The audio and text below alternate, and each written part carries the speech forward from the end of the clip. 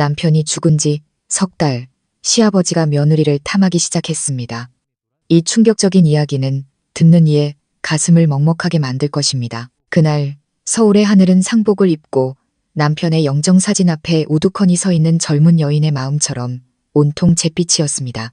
그녀의 머리에 둘러진 흰 상복은 아직 닳지 않아 새 것처럼 빳빳했습니다. 그녀의 이름은 박서연, 이제 겨우 25, 시집 온 지 2년 만에 과부가 되었습니다. 그녀의 남편 김민주는 김진태 회장과 이윤숙 여사의 외아들이었죠. 석 달 전 공사 현장으로 가던 길에 일어난 끔찍한 교통사고로 그는 세상을 떠났습니다. 졸음운전을 하던 트럭이 덮쳐 그 자리에서 즉사했고 그날 이후 젊은 아내 서연은 이 세상에 홀로 남겨졌습니다. 시댁은 강남대로에 위치한 2층짜리 큰 저택이었습니다. 밖은 차들로 붐볐지만 집안은 이상할 만큼 정막이 흘렀습니다. 아들이 세상을 떠난 후 이 집에는 세 사람의 조용한 발걸음 소리만 맴돌았습니다. 서연과 시어머니 이윤숙 여사, 그리고 가부장적이고 냉정하기로 소문난 시아버지 김진태 회장이었죠. 그 누구도 그토록 점잖고 위험 있어 보이던 김 회장이 서연이 곧 겪게 될 끔찍한 폭풍의 중심이 될 것이라고는 상상조차 하지 못했습니다. 서연은 시댁을 떠나고 싶지 않았습니다. 인천에 계신 친정어머니가 몇 번이나 같이 살자고 권했지만 시어머니가 마음에 걸렸습니다. 이 여사님은 아들의 장례를 치른 후부터 넋이 나간 사람 같았습니다. 매일같이 아들의 제단 앞에 몇 시간씩 앉아 하염없이 아들의 이름만 불렀습니다. 반면 김 회장은 평소와 다름없이 출퇴근했고 여전히 성공한 사업가답게 깔끔한 옷차림에 과묵하고 침착한 모습이었습니다. 하지만 서연은 여자만의 직감으로 최근 들어 자신을 보는 시아버지의 눈빛이 어딘가 이상하다는 것을 느꼈습니다. 그것은 아버지가 며느리를 보는 눈빛이 아니었습니다. 연장자가 며느리를 안쓰럽게 여기는 시선은 더더욱 아니었죠. 마치 그녀가 입고 있는 옷을 한 겹 한 겹 벗겨내는 듯한 온몸에 소름이 돋는 기분 나쁜 시선이었습니다. 하지만 그녀는 차마 그것이 사실이라고 믿고 싶지 않았습니다. 시간이 흘러 장례식이 끝나자 조문객들의 발길은 뜸해졌고 친구들의 방문도 줄었습니다. 텅 빈 집 안에서 비극은 조용히 싹트고 있었습니다. 젊은 나이에 남편을 잃고 외로움에 잠겨있던 서연은 남편을 잃은 슬픔이 끝이 아니라는 것을 알지 못했습니다. 죽음보다 더 끔찍한 고통이 그녀를 기다리고 있었고 그 가해자는 그녀가 그토록 존경하려 애썼던 바로 그 사람이었습니다. 남편의 장례가 끝나고 서연은 부부가 함께 쓰던 방을 정리했습니다. 모든 가구가 그대로였고 남편이 즐겨 쓰던 향수 냄새가 희미하게 남아 있었습니다. 남편이 책상을 조립하다가 실수로 긁어놓은 옷장 모서리에 흠집도 여전했습니다. 모든 것이 남편이 아직 여기 어딘가에 있는 것처럼 그녀를 붙잡았지만 그는 이제 없었습니다. 낮 동안 서연은 슬픔을 잊기 위해 애써 일에 몰두했습니다. 예전에 다니던 여의도의 작은 회계법인에 다시 출근하기 시작했죠. 다행히 팀장님이 그녀를 아껴주셔서 파트타임으로 일할 수 있게 배려해 주었습니다. 매일 저녁 퇴근 후 그녀는 텅 빈 집으로 돌아왔습니다. 그곳에는 재단 옆에 앉아있는 시어머니와 여전히 과묵하고 근엄하며 건설 현장 일로 바쁜 시아버지뿐이었습니다. 어느 늦은 밤 출장에서 돌아온 김 회장이 서연을 거실로 불렀습니다. 서연아, 아직 친정으로 돌아갈 생각은 없는 게냐? 서연은 공손하게 고개를 숙였습니다. 네, 아버님. 어머님이 걱정돼서요. 어머님께서 너무 약해지셨어요. 오빠가 떠난 뒤로 식사도 제대로 못하세요. 김 회장은 그녀에게 차를 따라주며 평소보다 부드러운 목소리로 말했습니다. 내가 막는 건 아니다. 하지만 내 생각도 해야지. 너는 아직 젊은데 이 집에 계속 있는 것도 방법은 아니야. 남들이 보면 수군거릴 게다. 그 말에 서연은 순간 멈칫했습니다. 그의 말 속에 평범하지 않은 무언가가 있다는 것을 느꼈습니다. 조언이라기보다는 무언가를 암시하는 듯한 말투였죠. 하지만 그녀는 애써 예의를 지켰습니다. 저는 남들 시선 신경 안 써요, 아버님. 어머님께서 건강해지실 때까지는 차마 떠날 수가 없어요. 김 회장은 말없이 고개를 끄덕였습니다. 하지만 일어서면서 그는 그녀의 어깨에 가만히 손을 얹고는 살짝 힘을 주어 눌렀습니다. 무심코 한 행동처럼 보였지만 서연은 온몸에 소름이 돋았습니다. 그녀는 굳은 채 서 있었고 목이 메었습니다. 시아버지의 눈은 더 이상 며느리를 보는 아버지의 눈이 아니었습니다. 무언가 다른 속셈을 가진 낯선 남자의 눈빛이었습니다. 그날 밤 방으로 돌아온 서연은 잠을 이룰 수 없었습니다. 한때는 아늑한 보금자리였던 차가운 방 안에서 밤새 뒤척였습니다. 자신이 너무 예민하게 구는 것인지 확신할 수 없었지만 그녀의 직감은 무언가 아주 잘못되었다고 경고하고 있었습니다. 그 후 며칠 동안 김 회장의 이상한 행동은 더욱 심해졌습니다. 그는 밤에 서연의 방문을 두드리며 며느리가 어떻게 지내는지 궁금해서 왔다고 말했습니다. 닭곰탕한 그릇이나 영양제를 챙겨주기도 했습니다. 서연이 민준의 아내였을 때조차 한 번도 하지 않던 행동이었죠. 서연은 자신이 감시당하고 있다는 느낌을 받기 시작했습니다. 김 회장이 그녀를 훑어보는 눈빛에는 이제 거리낌이 없었습니다. 그녀가 지나갈 때마다 그는 머리부터 발끝까지 훑어보았고 그 시선은 마치 그녀의 옷을 벗기는 듯 했습니다. 이 여사님은 날이 갈수록 말이 없어졌고 창백한 얼굴로 아침마다 복도를 유령처럼 스쳐 지나갔습니다. 그러던 어느 날 밤 서연이 욕실에서 머리를 감고 있을 때였습니다.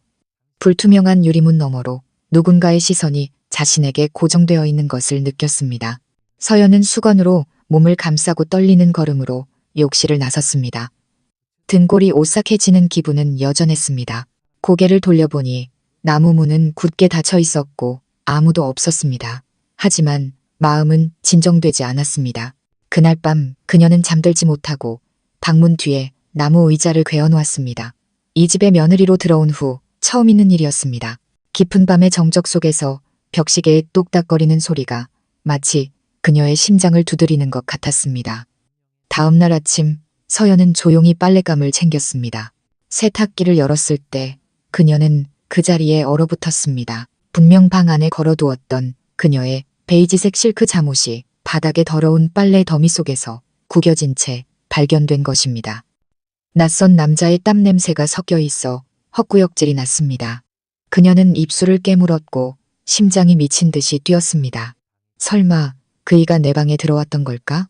서연은 확신할 수 없었지만 의심의 파도가 마음속에서 거세게 일었습니다. 의심은 점점 더 명확해졌습니다. 그날 오후 김 회장은 저녁 식사를 하러 오지 않았습니다. 이 여사님도 피곤하다는 핑계로 일찍 식사를 마치고 방으로 올라갔습니다. 집에는 또다시 서연 혼자 부엌에 남았습니다.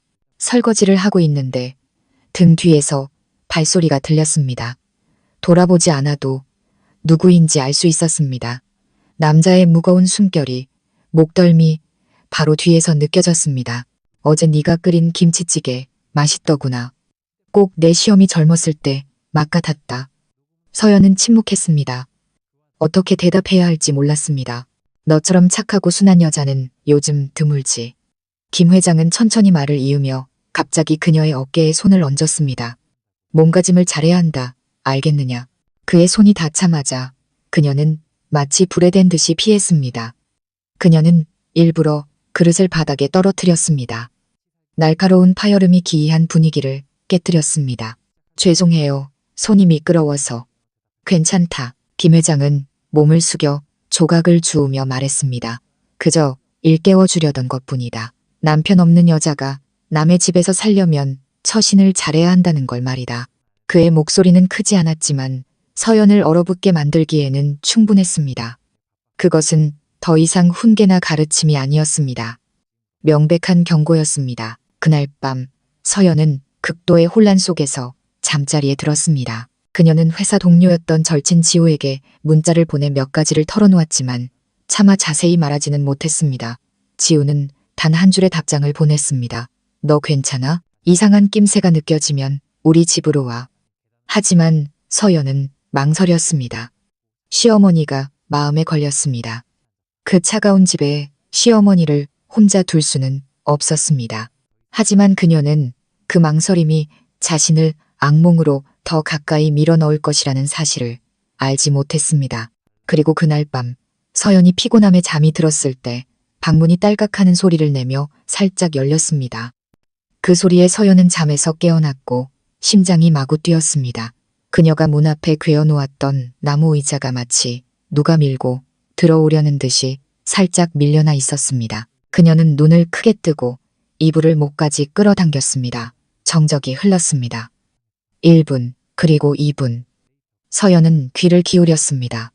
아무 소리도 들리지 않았습니다. 그녀는 용기를 내어 침대에서 내려와 조용히 문으로 다가가 귀를 대보았습니다. 창문 틈으로 새어 들어오는 바람 소리만 들릴 뿐 마음은 혼란스러웠습니다. 그녀는 조심스럽게 문고리를 돌려 복도 쪽으로 문을 살짝 열었습니다. 복도의 희미한 등불은 여전히 켜져 있었고 아무도 보이지 않았습니다. 하지만 복도 끝 벽 모퉁이에서 어떤 그림자가 빠르게 스쳐 지나갔습니다. 서연은 서둘러 문을 닫았고 심장이 터질 것 같았습니다. 그녀는 이중으로 잠그고 옷장까지 끌어다 문을 막았습니다. 그날 밤 내내 그녀는 이불 속에 웅크리고 앉아 눈을 동그랗게 뜨고 문을 바라보며 뜬 눈으로 밤을 지새웠습니다. 다음 날 아침 그녀의 얼굴은 퀭했습니다. 식탁에 앉은 이 여사님은 그녀를 쳐다보지도 아무것도 묻지도 않았습니다. 그때 김 회장이 위층에서 내려왔습니다. 여전히 다림질이 잘 된 하얀 셔츠에 정장 바지, 단정하게 빗어 넘긴 머리, 모범적인 남자의 모습이었습니다. 하지만 그의 시선이 서연을 스쳐 지나갈 때 그 속에 사악한 의도를 더 이상 숨기지 못했습니다. 어젯밤에 잠을 못 잤느냐? 그가 평소와 같은 톤으로 물었습니다. 네, 잠이 좀 안 와서요. 서연은 애써 평정을 유지하며 대답했습니다. 김 회장은 입꼬리를 올렸습니다. 내 방문이 낡아서 밤새 삐걱거렸나 보구나. 이따가 사람 불러서 고쳐주마. 서연은 그의 눈을 똑바로 쳐다보았습니다. 처음으로 그녀는 피하지 않고 그를 마주 보았습니다. 경계심 가득한 시선이었죠. 그는 시선을 피하는 대신 마치 이 게임이 점점 더 흥미로워진다는 듯이 미소를 지었습니다. 그날 오후 서연이 퇴근하고 돌아왔을 때 서랍 속 속옷이 뒤섞여 있는 것을 발견했습니다. 브래지어 하나가 사라졌습니다. 그녀는 소스라치게 놀랐습니다. 분명히 오른쪽 구석에 단정하게 접어두었던 것을 기억했습니다. 김 회장 외에는 아무도 이 방에 들어올 수 없었습니다. 서연은 공포에 휩싸였지만 아직 무언가를 말할 증거는 없었습니다. 그녀는 떨리는 목소리로 지우에게 전화했습니다. 나 무서워. 더는 잠을 잘 수가 없어. 그는 시아버지가 아니야. 사람의 탈을 쓴 짐승 같아. 우리 집으로 와. 일단 여기서 지내면서 생각하자. 지우는 단호하게 말했습니다. 하지만 서연은 망설였습니다. 그날 아들의 재단 옆에 넋을 잃고 앉아있던 시어머니의 모습이 눈에 바렸습니다. 그녀는 평생을 참고 살아온 여자였고 바로 그 점이 서연으로 하여금 그녀를 참아 버려두고 떠날 수 없게 만들었습니다. 그날 밤 그녀는 방문을 단단히 잠그고 만일을 대비해 휴대폰 카메라를 문 쪽으로 향하게 설치했습니다. 그녀는 그 작은 행동이 훗날 끔찍한 범죄의 생생한 증거가 될 것이라고는 상상도 못했습니다. 그녀가 막 불을 끄고 잠자리에 들었을 때 복도에서 다시 천천히 발소리가 들려오더니 그녀의 방문 앞에서 멈췄습니다. 바람이 사람의 그림자를 만들 수는 없었습니다. 그녀는 눈을 크게 떴고 이번에는 문이 단지 딸깍거리는 소리가 아니라 문고리가 돌아가는 소리였습니다. 문고리가 천천히 돌아갔습니다. 어둠 속에서 들려오는 철컥거리는 소리에 서연은 숨을 멈췄습니다. 그녀는 침대에서 벌떡 일어나 마치 누군가 밖에서 문을 살피는 것처럼 살짝 흔들리는 문에서 눈을 떼지 못했습니다. 문을 막아놓은 옷장이 밖에서 미는 힘에 끼익 소리를 냈습니다. 한 번, 그리고 두 번. 더 이상 의심의 여지가 없었습니다. 누군가 그녀의 방문을 열려고 하고 있었고 그 사람은 김 회장이었습니다. 서연은 달려가 문을 힘껏 밀었고 손이 부들부들 떨렸습니다. 그녀는 더 이상 참지 못하고 소리쳤습니다. 누구세요? 멈춰요. 경찰에 신고할 거예요. 밖은 즉시 조용해졌습니다. 10초가 흘렀지만 발소리도 대답도 없었습니다. 오직 소름 끼치는 정적만이 흘렀습니다. 서연은 문에 귀를 대고 숨을 죽인 채 귀를 기울였습니다. 이윽고 슬리퍼 끄는 소리가 들리며 천천히 멀어져 갔습니다. 그녀는 바닥에 주저앉았고 온몸이 땀으로 흠뻑 젖었습니다. 그녀는 머리를 감싸 쥐었고 눈물이 터져 나왔습니다. 그녀는 더 이상 이 집에서 살 수 없다는 것을 깨달았습니다. 다음 날 아침 서연은 짐을 싸기 시작했습니다. 그녀는 조용히 옷가지와 개인 물품들을 작은 여행 가방에 담았습니다. 복도에서 발소리가 들릴 때마다 심장이 철렁 내려앉았습니다. 그녀는 김 회장이 출근한 틈을 타 조심스럽게 가방을 끌고 나와 지우의 집으로 곧장 갈 작정이었습니다. 하지만 김 회장은 예상보다 일찍 돌아왔습니다. 그녀가 막 대문을 열었을 때 등 뒤에서 들려오는 그의 목소리에 소스라치게 놀랐습니다. 어디 가느냐? 서연은 돌아보며 애써 굳은 미소를 지었습니다. 네, 친구 집에 며칠 다녀오려고요. 그 여행 가방을 들고 그는 눈썹을 치켜떴고 시선은 칼날처럼 날카로웠습니다. 서연은 대답 없이 고개만 숙였습니다. 김 회장은 가까이 다가와 목소리를 낮췄습니다. 부모님께 한마디 말도 없이 떠나려는 게냐? 예의라는 건 생각도 안 하는 거냐? 더는 못 참겠어요. 서연은 목이 메어 말했습니다. 무서워요. 김 회장은 비웃었습니다. 뭐가 무서워? 이 집엔 이제 세 사람뿐인데 누가 널 어쨌다고? 아니면 내가 무슨 못된 놈이라고 생각하는 게냐? 그 말이 그의 입에서 나오자 서연은 온몸이 얼어붙는 것 같았습니다. 그녀는 주먹을 꽉 쥐었습니다. 더 이상 모른 척하지 마세요. 아버님의 눈빛, 말투, 행동까지 다 알고 있어요. 어머님 때문에 참고 있었지만 저 바보 아니에요. 김 회장은 한 걸음 더 다가왔고 그의 목소리는 더 이상 평정을 유지하지 못했습니다. 너는 이 집 사람이다. 내 며느리야. 내 남편은 죽었고 이제 아무도 널 딸처럼 여기지 않아. 내가 잠자리와 먹을 것을 제공해줬으니 내가 뭘 원하는지 알아들어야지. 가까이 오지 마세요. 서연은 소리치며 가방을 던질 듯이 들었습니다. 김 회장은 큰 소리로 웃었습니다. 네가 이 집을 나간다고 끝날 것 같아? 내가 한마디만 하면 이 동네 사람들은 모두 널 남편 살아있을 때부터 바람 피운 버릇없고 행실 나쁜 여자로 믿게 될 거다. 누가 널 믿어주겠어? 서연은 그 자리에 얼어붙었습니다. 그것은 더 이상 경고가 아니었습니다. 노골적인 협박이었습니다. 그녀의 눈은 붉게 충혈되었습니다. 그녀는 조용히 가방을 내려놓고 방으로 돌아가 문을 굳게 잠갔습니다. 울지도 소리치지도 않았습니다. 그저 앉아서 휴대폰을 열고 문고리가 돌아가고 복도에 어른거리던 그림자가 찍힌 어젯밤의 영상을 다시 돌려보았습니다. 태어나서 처음으로 그녀는 자신이 해야 할 일을 깨달았습니다. 침묵 대신 싸워야 한다는 것을. 그날 밤 서연은 방문을 잠그고 커튼을 쳤습니다. 휴대폰은 항상 녹음 모드로 설정해 두었습니다. 심장은 여전히 두려움으로 빠르게 뛰었지만 몇 주 만에 처음으로 그녀의 눈에는 단호한 빛이 서렸습니다. 그녀는 도망치지 않을 것입니다. 이 평화로워 보이는 집안에 숨어있는 모든 몸짓, 모든 말, 모든 병적인 행동을 기록할 것입니다. 다음 날 아침 서연은 작은 카메라를 하나 더 설치했습니다. 인터넷으로 주문해서 배송받은 탁상시계 안에 위장된 카메라였죠. 그녀는 또한 비정상적인 소리가 감지될 때마다 자동으로 녹음되는 앱을 다운로드했습니다. 모든 파일은 암호화되어 그녀와 지우만 아는 클라우드 계정으로 전송되었습니다. 시어머니에게 빨래를 가져다 주면서 서연은 한참 동안 이 여사님을 바라보았습니다. 그녀는 눈에 띄게 야위었고 얼굴은 창백했으며 눈은 항상 정면을 피했습니다. 어머님, 서연은 망설이며 말했습니다. 만약 무슨 일이 생긴다면 제 말을 믿어주시겠어요? 이 여사님은 손을 멈추고 몇 초간 침묵했습니다. 그러고는 숨소리보다 작은 목소리로 속삭였습니다. 묻지 마라. 나는 아무 도움이 못 된다. 그 대답은 무딘 칼날처럼 서연의 마음을 베었습니다. 화가 나서가 아니라 안타까워서였습니다. 그 여인은 아마도 비슷한 일을 겪었을 것입니다.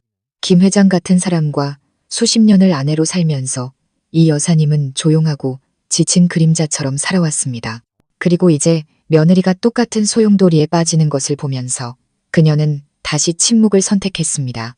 하지만 한순간 그녀의 눈빛은 서연에게 자신보다 더 강해지라고 애원하는 것 같았습니다. 그날 저녁 김 회장은 술에 취해 집에 돌아왔습니다. 복도에서부터 풍겨오는 진한 소주 냄새의 서연은 경계심을 늦추지 않았습니다. 그녀는 베개 밑에 숨겨둔 휴대폰으로 모든 소리를 녹화했습니다. 서연아, 김 회장이 문 밖에서 술에 취한 목소리로 불렀습니다. 나와서 얘기 좀 하자. 그녀는 대답하지 않았습니다. 며느리가 방에만 틀어박혀 있는 건 예의가 아니지. 문 열어라. 그의 손이 문을 가볍게 두드리다가 점점 더 세게 두드리기 시작했습니다. 노크 소리가 그녀의 가슴을 울렸습니다. 내 말이 안 들리느냐? 내가 이 집 주인이야. 네가 뭔데? 서연은 베개를 꽉 쥐었고 심장이 떨렸습니다. 하지만 그녀는 문을 열지 않았습니다. 카메라가 계속 녹화하도록 내버려 두었습니다.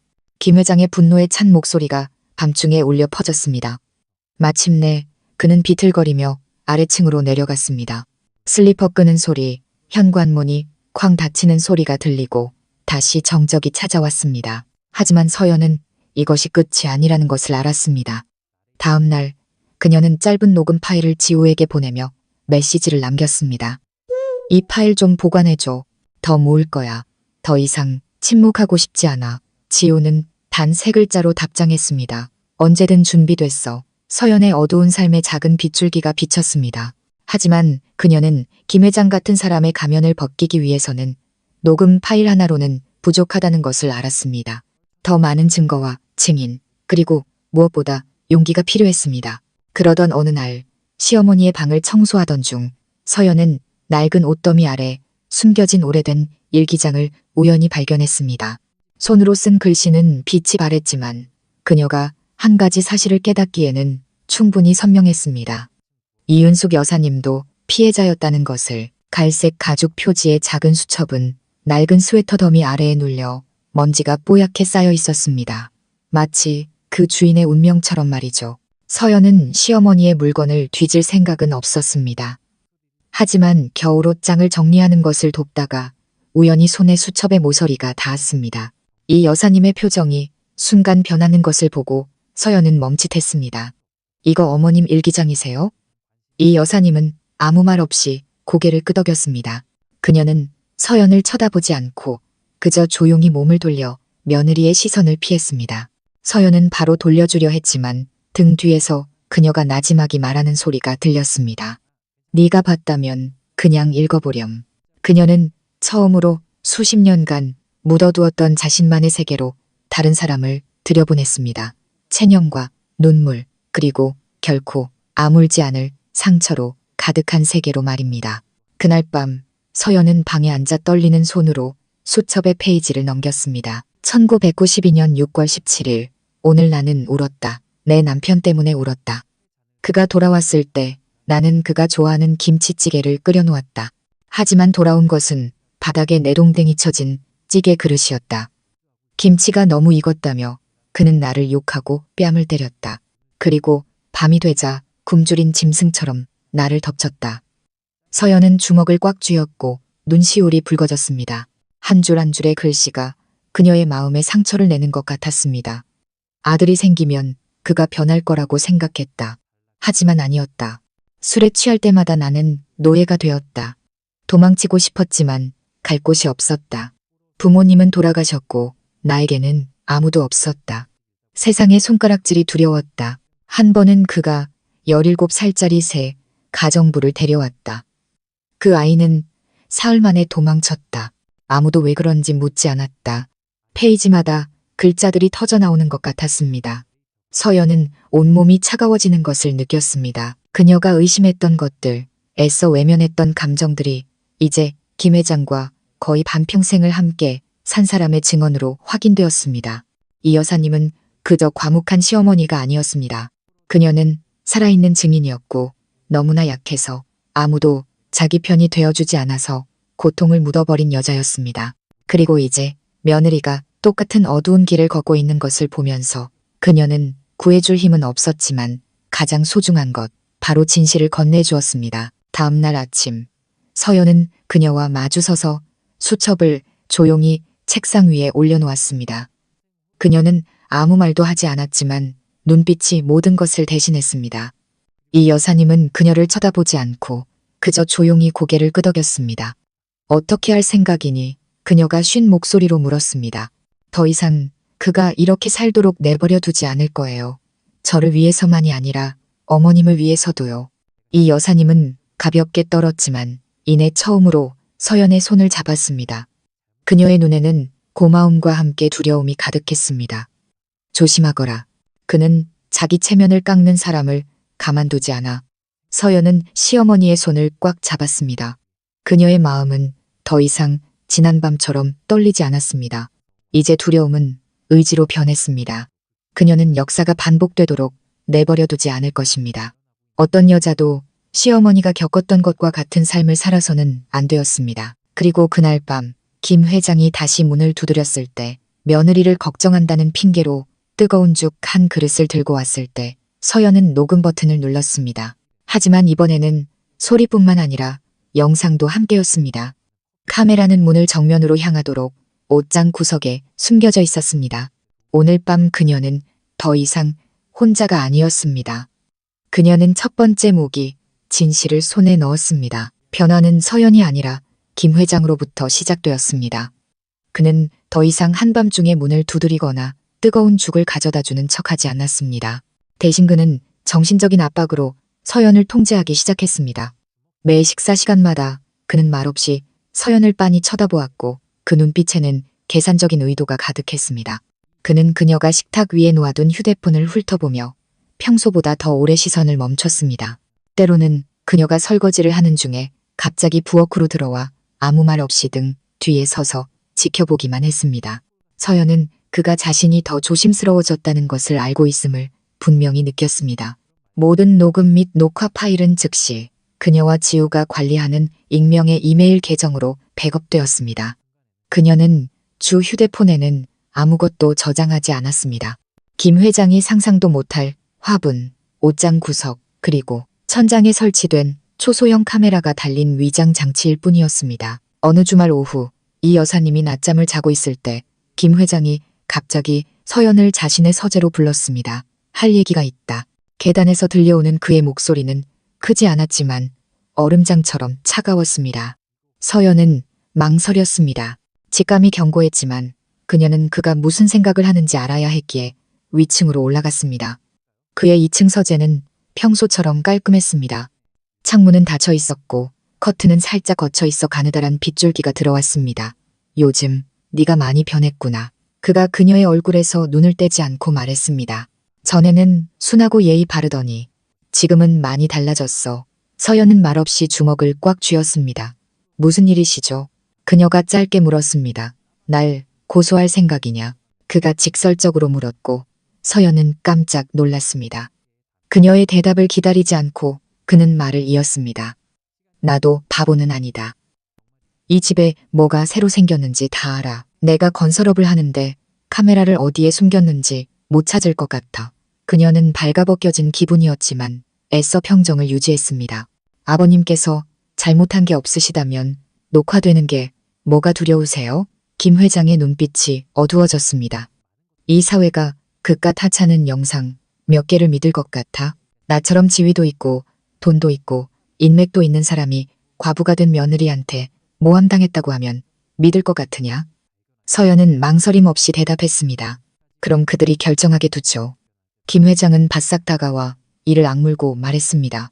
너 지금 외줄 타기 하는 거야. 나는 널 이 집에서 흔적도 없이 사라지게 할 수 있어. 아니면 내 친정어머니가 무슨 일을 당하길 바라는 거냐? 그 말은 비수처럼 서연의 심장에 꽂혔습니다. 저희 엄마한테 무슨 짓을 하시려고요? 그녀는 눈을 크게 뜨고 뒤로 물러섰습니다. 김 회장은 대답 대신 돌아서서 비웃었습니다. 그냥 가볍게 경고하는 거다. 날 나쁜 사람으로 만들지 마라. 서연은 방을 나왔고 심장이 터질 것 같았습니다. 그녀는 화장실로 달려가 문을 잠그고 떨리는 손으로 휴대폰을 열었습니다.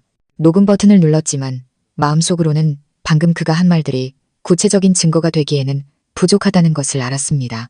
모든 것은 여전히 도덕과 권력에 탈을 쓴 교묘한 협박일 뿐이었습니다. 그날 밤 그녀는 지우에게 영상통화를 걸어 울면서 모든 것을 털어놓았습니다. 지우는 이를 갈며 말했습니다. 경찰에 아는 사람을 찾아볼게. 너 거기서 나와야 해. 빠를수록 좋아. 하지만 우리 시어머니는 서연은 목이 메었습니다. 그분은 아직 그 사람과 같이 살고 계셔. 지우는 잠시 망설이다가 조용히 말했습니다. 그럼 그분이 내 편에 서도록 해야 해.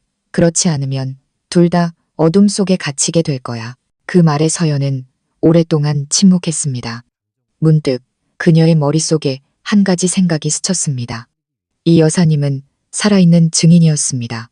만약 그녀가 동의한다면, 만약 그녀가 용기를 낸다면 모든 것이 바뀔 수 있었습니다. 하지만 30년 동안 침묵해온 사람이 과연 목소리를 낼 용기가 있을까? 아니면 예전처럼 두려움과 함께 진실을 묻어버릴까? 그날 서울의 하늘은 이상하게 흐렸습니다. 초여름의 바람이 창문 틈으로 불어와 얇은 커튼을 흔들었고 그것은 마치 위태롭고 불안한 서연의 마음 같았습니다. 그녀는 부엌에 앉아 배를 깎고 있었지만 눈은 계속해서 이 여사님의 방문을 향해 있었습니다. 그 문은 아침 일찍부터 굳게 닫혀 있었습니다. 깡마르고 과묵한 이 집에서 그림자처럼 살아온 그녀의 시어머니는 오랫동안 고개를 들지 못했습니다. 김 회장과의 대화가 협박으로 끝난 후 서연은 혼자서는 그 남자를 이길 수 없다는 것을 알았습니다. 그는 돈도 인맥도 서연이 감히 상상할 수 없는 어두운 구석도 가지고 있었습니다.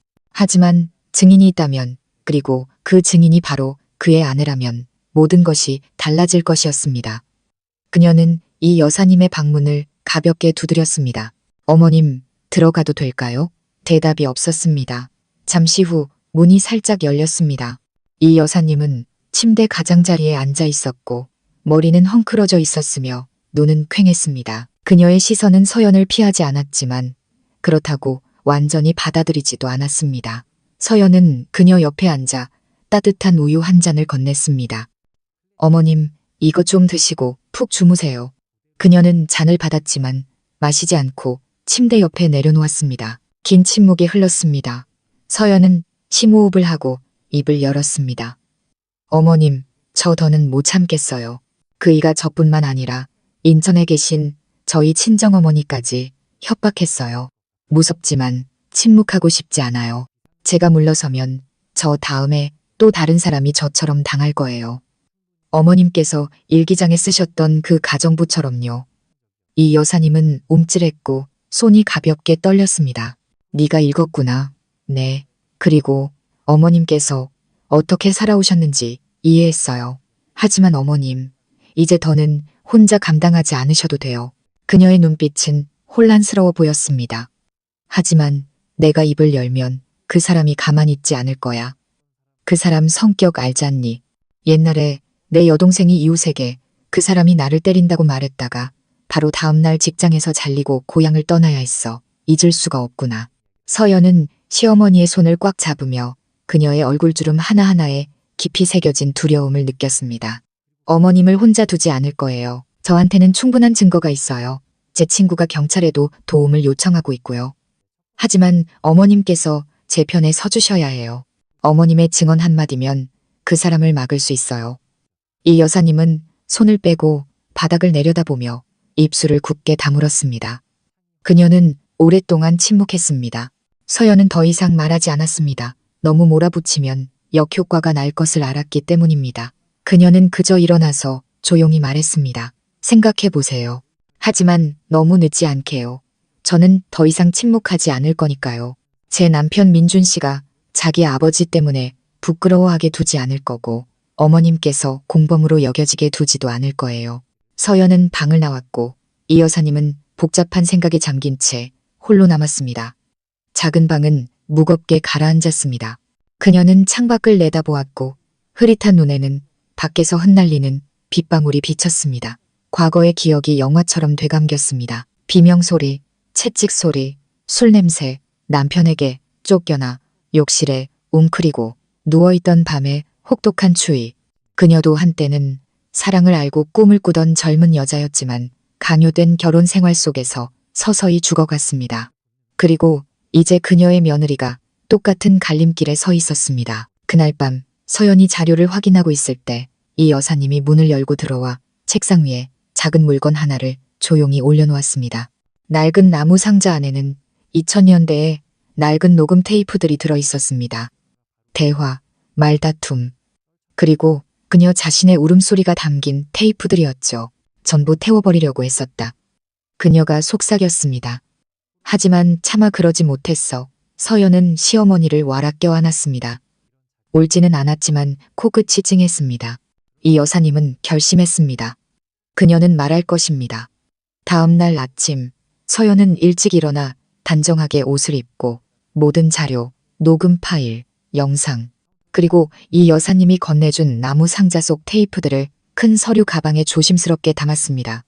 그녀는 시어머니에게 신신당부했습니다. 어머님, 집에서 푹 쉬세요. 오늘 제가 어디 가는지 그 사람이 알게 해서는 안 돼요. 만약 물어보면 회사에 갔다고 하세요. 이 여사님은 고개를 끄덕였습니다. 눈빛은 여전히 불안했지만 어제보다는 조금 더 단단해 보였습니다. 그녀는 이것이 돌이킬 수 없는 순간이라는 것을 알았습니다. 서연은 오토바이 택시를 타고 경찰서 근처의 작은 카페에서 지우를 만났습니다. 이 힘든 여정 내내 그녀와 함께 해준 유일한 친구는 이미 이동욱이라는 이름의 수사관과 연락을 해둔 상태였습니다. 이동욱 형사는 지우의 대학 동기로 현재 형사팀에서 근무하며 권력에 굴하지 않고 신망이 두터운 사람이었습니다. 모든 증거를 훑어보니 형사는 놀라움을 감추지 못했습니다. 네가 가져온 자료들은 예비 조사를 시작하기에 충분한 근거가 된다. 하지만 조심해야 해. 김 회장은 인맥이 넓은 사람이야. 지역사회의 공익사업도 몇 번 후원해서 발언권도 작지 않아. 조심하지 않으면 이걸 단순한 가족 갈등으로 몰아가고 증거를 다 없애버릴 거야. 알고 있어요. 서연은 단호한 목소리로 대답했습니다. 다만 경찰 쪽에서 저희 어머니를 보호해 주시고 비밀을 지켜주셨으면 해요. 그 사람이 의심하면 저희 어머니가 위험해질 거예요. 이 형사는 고개를 끄덕였습니다. 서류는 봉인되고 접수 기록이 작성되었습니다. 그는 그날 바로 상부에 보고하겠다고 약속했습니다. 모든 것이 순조롭게 진행되는 듯 했습니다. 하지만 그날 저녁 서연이 집에 막 도착했을 때 이상한 일이 일어났습니다. 대문이 활짝 열려 있었고 김 회장의 차는 마당에 없었지만 이 여사님은 거실에 앉아 창백한 얼굴로 손을 떨고 있었습니다. 서연아, 내 휴대폰이 없어졌다. 침대 머리맡에 뒀는데 사라졌어. 서연은 그 자리에 굳어버렸습니다. 그녀는 방으로 달려가 확인했습니다. 모든 것이 그대로였지만 낡은 나무 상자는 사라졌습니다. 그녀는 옷장, 베개, 서랍을 샅샅이 뒤졌지만 텅 비어 있었습니다. 그녀는 혼란에 빠져 아래층으로 달려가 물었습니다. 어머님, 정말 어디 떨어뜨리신 거 아니에요? 이 여사님은 기계적으로 고개를 끄덕였습니다. 화장실에만 다녀왔는데 무서워. 더 이상 누가 말해주지 않아도 서연은 김 회장이 그녀가 없는 사이에 집에 돌아와 이 여사님의 방을 뒤졌다는 것을 알았습니다. 그는 의심했고 이제 반격을 시작한 것입니다. 그녀는 즉시 지우에게 전화했습니다. 그 사람이 알았어. 테이프 상자도 우리 엄마 휴대폰도 없어졌어. 더는 안전하지 않아. 당장 거기서 나와야 해. 지우는 단호하게 말했습니다. 내가 차 부를게. 넌 집만 챙겨. 내가 사람 보낼게. 하지만 떠나기도 전에 대문이 갑자기 쾅 닫혔습니다. 김 회장이 마당 한가운데에 나타났고 그의 얼굴은 굳어 있었으며 눈에서는 불꽃이 튀었습니다. 어디 가시나? 착한 며느님. 서연은 시어머니 앞을 가로막고 섰습니다. 목소리는 떨렸지만 단호했습니다. 더 이상 여기 단 1초도 있고 싶지 않아요. 네가 갈 수 있을 것 같아. 그는 차갑게 웃었습니다. 그깟 이상한 영상, 몇 개랑이 미친 늙은이의 헛소리로 날 무고할 수 있을 것 같아. 이 여사님이 소리쳤습니다. 나는 미치지 않았어. 당신은 악마야. 30년 동안 내가 침묵한 건 당신이 옳아서가 아니라 내가 무서워서였어. 입 닥쳐. 김 회장은 고함을 지르며 두 사람에게 달려들었습니다. 서연은 크게 소리쳤습니다. 어머니한테 손대기만 해봐요. 경찰이 이미 증거를 다 가지고 있어요. 당신한테는 이제 아무런 힘도 없다고요. 그 말에 김 회장은 순간 멈칫했습니다. 그의 얼굴은 극도의 분노와 갑작스러운 공포로 일그러졌습니다. 그는 거친 숨을 몰아쉬며 주먹을 꽉 쥐었다가 돌아서서 방으로 들어가 문을 쾅 닫았습니다. 1시간도 채 되지 않아 픽업 트럭 한 대가 대문 앞에 섰습니다. 운전사는 지우의 친구로 서연과 이 여사님이 지난 2달간 지옥과도 같았던 그 집을 신속하게 떠날 수 있도록 도와주었습니다. 차가 움직이기 시작했을 때 서연은 익숙한 집을 돌아보았습니다. 그곳은 한때 보금자리였고 평생을 함께할 것이라 믿었던 곳이었습니다. 하지만 그 안에는 권력과 병적인 집착, 그리고 인간성을 상실한 한 인간의 썩은 냄새가 진동하고 있었습니다. 지우가 임시로 구해준 이태원의 작은 골목에 자리한 20제곱미터 남짓한 작은 원룸. 고급 침대도 넓은 식탁도 없었지만 적어도 안전했습니다.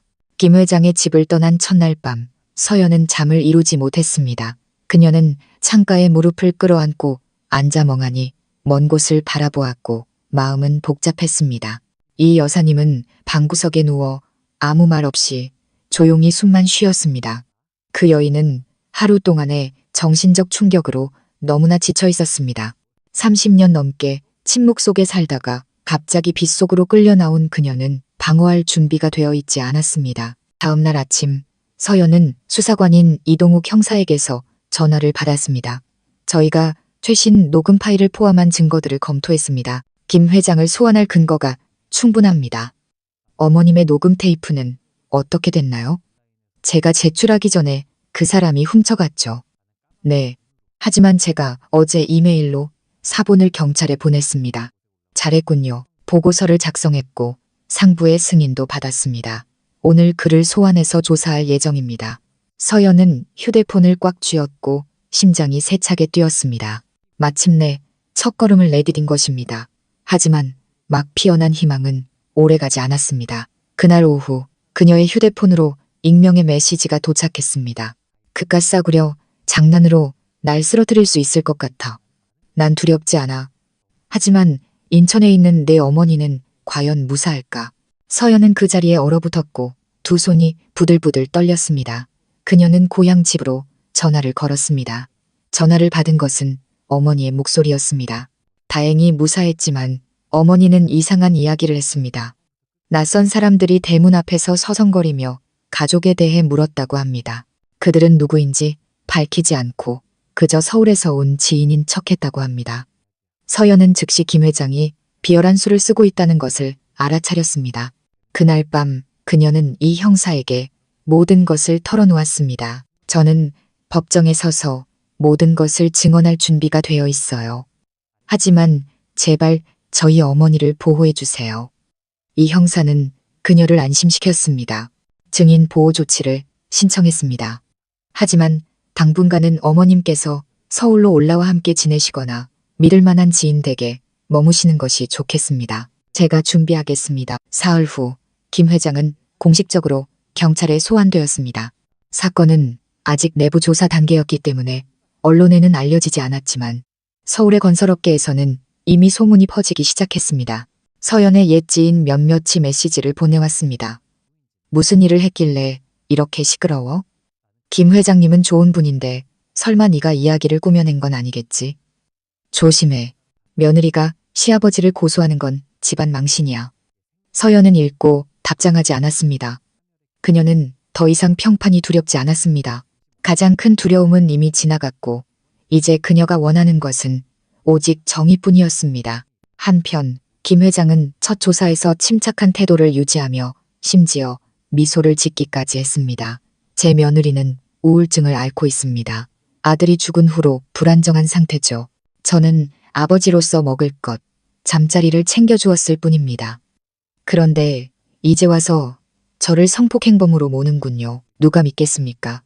하지만 녹음 파일, 영상, 그리고 서연과 이 여사님의 진술이 제시되자 그는 평정을 잃기 시작했습니다. 그는 말을 바꾸고 유명한 변호사를 고용하고 여러 곳을 돌아다니며 자신과 거래했던 사람들의 입을 막으려 했습니다. 그중 한 명은 김 회장의 옛 부하 직원으로 지우에게 그 사람한테 엮이지 않는 게 좋을 거야. 그는 자신에게 반대하는 사람을 직장에서 쫓아내고 집까지 잃게 만든 적이 있어 라고 메시지를 보냈습니다. 서연은 놀라지 않았습니다. 그녀는 이 괴물이 쉽게 쓰러지지 않을 것을 알았습니다. 하지만 그가 아무도 건드리지 못했던 존재였기에 이번에 그가 무너진다면 그것은 수십 년간의 죄에 대한 합당한 판결이 될 것이었습니다. 그리고 일주일 후 한 낯선 사람이 이 형사에게 연락해 왔습니다.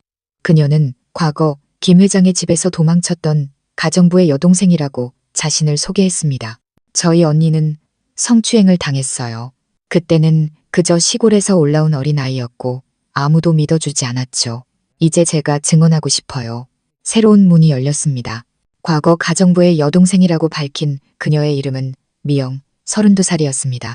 작고 수수한 외모였지만 눈빛은 날카로웠습니다. 그녀는 소박한 옷차림으로 경찰서에 나타났고 진술서에 서명할 때 얼굴은 약간 떨렸습니다. 그때 저희 언니는 겨우 17살이었어요. 부모님이 지인을 통해 서울에 있는 김 회장님 댁 가정부로 보냈죠. 딱 사흘 일했어요. 이 형사가 더 자세히 이야기해 줄 수 있냐고 묻자 미영은 침을 삼키고 두 손을 꽉 쥐었습니다. 첫날 밤은 아무 일도 없었어요. 하지만 둘째 날 밤 그가 언니 방문을 두드리며 술에 젖은 셔츠를 빨아달라고 했대요. 언니는 믿었지만 막 방문을 나서자 그가 문을 막고 벽으로 밀쳤어요. 그녀의 목소리가 메었고 눈에는 눈물이 고였습니다. 언니는 손톱으로 그 사람 팔을 핥히고 겨우 도망쳤어요. 그 후 고향으로 돌아가지도 못하고 복수당할까봐 1년 넘게 지인 집에 숨어 살았어요. 가족들도 소문이 두려워 이 일을 숨겼고요. 미영의 진술서는 작성되어 사건 파일에 추가되었습니다. 이것은 매우 중요한 전환점이었습니다. 이것은 더 이상 단 한 번의 고발이 아니라 체계적인 범죄 행위의 연속이었기 때문입니다. 이전의 피해자들은 침묵 속에서 목소리를 냈지만 이제 그들의 목소리가 들리기 시작했습니다. 그날 밤 서연은 지호에게서 소식을 들었습니다. 상황이 빠르게 변하고 있어. 언론에서 사건 냄새를 맡기 시작했어. 준비됐어? 서연은 희미하게 미소 지었습니다. 오래전부터 그녀는 여론이라는 두 글자를 두려워하지 않았습니다. 그녀를 비웃던 사람들은 이제 침묵하거나 동정의 시선을 보냈습니다. 대중은 언제나 쉽게 이끌리지만 진실이 서서히 밝혀지면 태도를 바꾸기도 쉬웠습니다. 하지만 궁지에 몰릴수록 김 회장은 가만히 있지 않았습니다. 어느 주말 밤 서연이 시어머니와 함께 원룸에 있을 때 초인종이 울렸습니다. 대문 밖에는 배달원 복장을 한 남자가 소포를 들고 서 있었습니다. 박서연 씨에게 등기 우편이 왔습니다. 서명 좀 부탁드립니다. 서연은 의심 없이 나가서 서명했습니다. 하지만 그녀가 문을 여는 순간 다른 오토바이 한 대가 달려와 뒤에 탄 검은 재킷을 입고 얼굴을 가린 남자가 마당으로 무언가 담긴 봉지를 3개 던지고는 굉음을 내며 사라졌습니다. 봉지가 터지면서 목이 잔인하게 잘린 죽은 닭이 튀어나왔고 검붉은 피가 굳어 있었습니다. 이 여사님은 비명을 질렀습니다. 서연은 그 자리에 얼어붙었습니다. 작은 종이 한 장이 떨어져 나왔고 붉은 펜으로 휘갈겨 쓴 2줄의 글씨가 있었습니다. 일을 크게 만들고 싶어? 모든 것을 읽는 게 어떤 건지 알려주지. 경찰은 이후 이것이 증인 협박 행위임을 확인하고 서연 모녀를 특별 보호 대상으로 지정했습니다. 서연은 더 안전한 곳으로 옮겨졌지만 마음속으로는 정의에 가까워질수록 어둠이 모든 것을 되돌리려 한다는 것을 알았습니다. 김 회장은 미쳐가고 있었고 그는 가장 잔인한 짓을 포함해 무엇이든 할 수 있었습니다. 이 형사도 더 긴장했습니다. 급하게 만난 자리에서 그는 서연에게 말했습니다. 정신 똑바로 차려야 합니다. 이 사건은 2주 안에 검찰로 송치될 겁니다. 하지만 조금이라도 허점이 생기면 증거 하나가 조작되거나 진술 하나가 번복되면 사건은 기소 중지될 수 있습니다. 저는 물러서지 않을 거예요. 서연은 단호하게 대답했습니다. 다만 저희 어머니와 시어머니께서 재판날까지 안전하기를 바랄 뿐이에요. 이 형사는 고개를 끄덕였습니다. 그리고 사건이 공식적으로 기소되기 전 마지막 며칠 동안 김 회장은 또 다른 비열한 수를 썼습니다. 서연을 명예훼손 및 무고죄로 역고소한 것입니다. 고소장에서 그는 이렇게 썼습니다. 제 며느리는 정신적인 문제가 있습니다. 남편을 잃은 충격을 감당하지 못하고 있죠. 저는 친딸처럼 돌봐주고 싶었을 뿐인데 그녀는 저의 모든 친절한 행동을 의도적으로 왜곡했습니다. 다시 한번 여론이 들끓었습니다. 절반은 병적인 가해자를 엄벌하라고 요구했고 다른 절반은 의심하기 시작했습니다. 서연은 휴대폰 화면을 보며 조용히 앉아 있었습니다. 이 여사님이 그녀의 손을 잡았습니다. 그들이 뭐라고 하든 신경 쓰지 마라. 내가 여기 있잖니. 내가 법정에 설게. 더 이상 침묵하지 않을 거야. 서연은 미소 지었습니다. 밖은 폭풍우가 몰아쳤지만 그녀에게는 기댈 곳이 있었습니다. 김 회장의 역고소장이 접수된 지 일주일 후 서울중앙지방법원은 김 회장을 성추행, 협박 및 위력에 의한 추행 혐의로 기소한 사건을 공식적으로 접수했습니다. 동시에 서연을 무고죄로 고소한 사건도 병합하여 처리하기로 했습니다. 서울 시내가 술렁이기 시작했습니다. 많은 공공사업을 후원했던 대형 건설사 대표인 김 회장 가족을 아는 사람들은 자신의 귀를 의심했습니다. 집안일을 이렇게 시끄럽게 만들다니 복 나갈 일이야. 시집 온 며느리가 시아버지를 고소하다니. 저 여자도 문제가 있는 거 아니야? 김 회장님 같은 분은 다들 점잖다고 칭찬하는데 서연은 모든 것을 들었지만 반박하지 않았습니다. 그녀는 남은 힘을 다해 다가올 재판을 준비했습니다. 절친 지우가 변호사를 돕기로 나섰습니다. 그 변호사는 40대 여성으로 가정폭력, 특히 가정 내 성추행 피해자 사건을 많이 다룬 경험이 있었습니다. 그녀는 말했습니다. 이 사건은 증거가 부족해서 어려운 게 아니라 상대방이 여론을 조작하는 방법을 알기 때문에 어렵습니다. 하지만 우리가 입장을 굳건히 지킨다면 이길 수 있습니다. 동시에 김 회장 측도 명확한 움직임을 보였습니다. 김 회장이 자신의 언니를 성추행했다고 고발했던 증인 미영이 갑자기 진술을 철회했습니다. 그녀는 이 형사에게 거의 들리지 않는 목소리로 전화했습니다. 죄송해요. 가족이 협박을 받았어요. 제가 진술을 철회하지 않으면 직장에서 잘리게 하고 아이가 사고를 당하게 하겠다고 했어요. 더는 감당할 수가 없어요. 이 형사는 분노로 얼굴이 붉어졌습니다. 서연은 망연자실했습니다. 하지만 증거는 없나요? 누가 전화했는지, 누가 찾아왔는지 없어요. 아무것도 남기지 않았어요. 죄송해요. 저는 법정에 설 수 없어요. 서연은 이해했습니다. 김 회장은 자신이 가장 잘하는 것, 즉 매수와 협박을 하고 있었습니다. 그날 밤 좁은 원룸에서 서연과 이 여사님은 법정에서 진술할 내용을 함께 되짚어 보았습니다.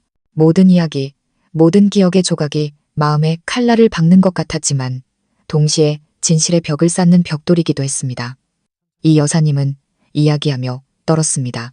그 사람이 처음 나를 때린 건 내가 왜 외박했냐고 감히 물었을 때였어. 유리컵을 내 얼굴에 던졌지. 피가 베개를 적셨지만 나는 계단에서 굴렀다고 거짓말했어. 서연은 목이 메었습니다. 어머님, 다 말씀하지 않으셔도 돼요. 하실 수 있는 만큼만 사실대로만 말씀하시면 돼요. 그녀의 친정어머니도 서울로 올라와 다른 원룸에서 경찰의 보호를 받으며 지냈습니다. 긴장감은 더 이상 말다툼이 아니라 선과 악, 두 진영 간의 지략 싸움과 인내심 싸움이었습니다. 바로 그때 예상치 못한 일이 일어났습니다. 새로 만들어진 소셜미디어 계정에 11분짜리 영상이 올라왔습니다. 김 회장이 한밤중에 서연의 방에 들어가는 장면이 담겨 있었습니다. 말투, 눈빛, 몸짓이 편집 없이 그대로 담겨 있었죠. 영상은 이전에 언급된 적 없는 천장 선풍기에 부착된 카메라로 촬영된 것이었습니다. 익명의 게시자는 단 한 줄만 남겼습니다. 진실은 언제나 스스로 목소리를 낸다. 영상은 빠르게 퍼져나갔습니다. 하룻밤 사이에 수만 건의 공유가 이루어졌고 여론은 뒤집히기 시작했습니다. 저런 눈빛은 연기할 수 없어. 세상에 몇 년 동안 점잖은 척하더니 악마였네. 저 아가씨가 너무 안 됐다. 정말 용감하다. 서연은 누가 올렸는지 몰랐습니다. 낯선 사람일 수도, 이 형사일 수도, 혹은 차마 나서지는 못했지만 그녀를 돕고 싶었던 증인 중 한 명일 수도 있었습니다. 누구든 간에 진실은 김 회장의 통제에서 벗어났습니다. 그는 삭제할 수도 은폐할 수도 없었습니다. 다음날 아침 언론은 일제히 서울의 대형 건설사 대표, 며느리 성폭행 혐의로 조사 중. 충격적인 영상 공개라는 제목으로 기사를 쏟아냈습니다. 서울중앙지방법원 법정은 그날 아침 사람들로 가득 찼습니다. 친척, 기자, 여성보호단체 대표, 그리고 호기심 많은 시민들이 몰려들었습니다. 모두가 여론이 세기의 재판이라고 부르는 시아버지와 며느리 관계에 얽힌 재판을 지켜보고 싶어 했습니다. 김 회장이 들어섰습니다.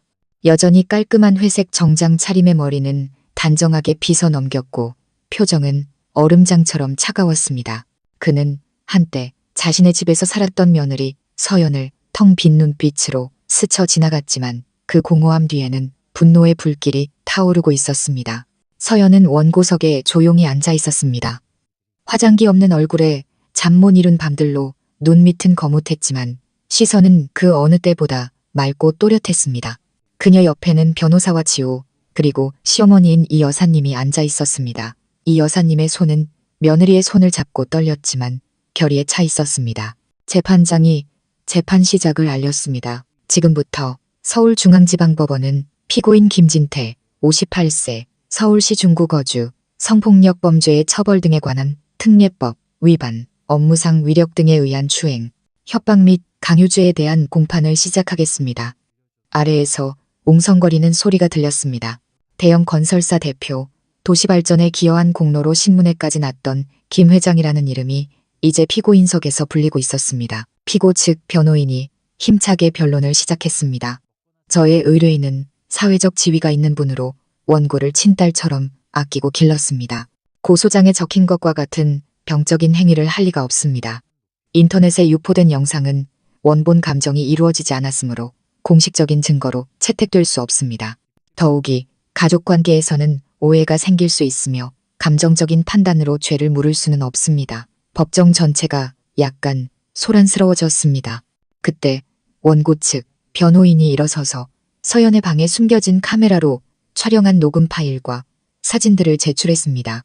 디지털 포렌식 감정을 통해 편집이나 조작이 없다는 것이 확인된 자료들이었습니다.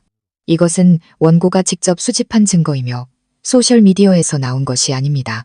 원본은 사건이 공론화되기 한 달여 전부터 보관되어 왔습니다.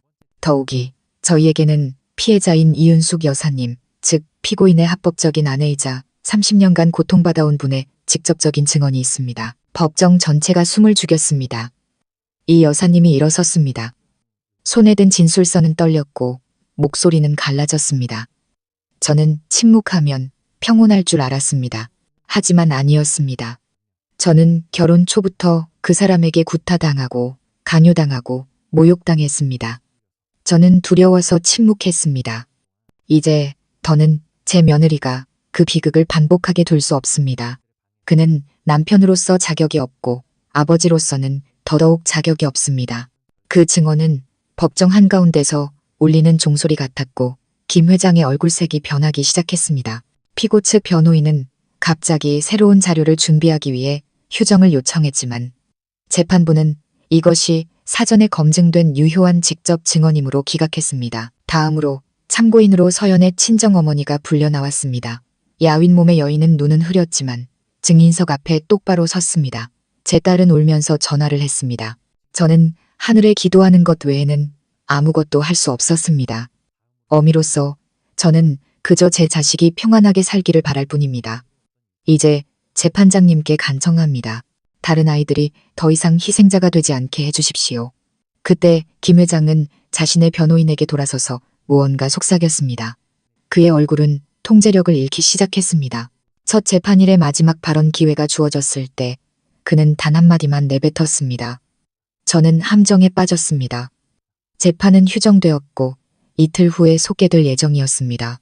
법정을 나서면서 누군가 서연에게 다가와 물었습니다. 두렵지 않아요? 어쨌든 그분은 시아버지였잖아요.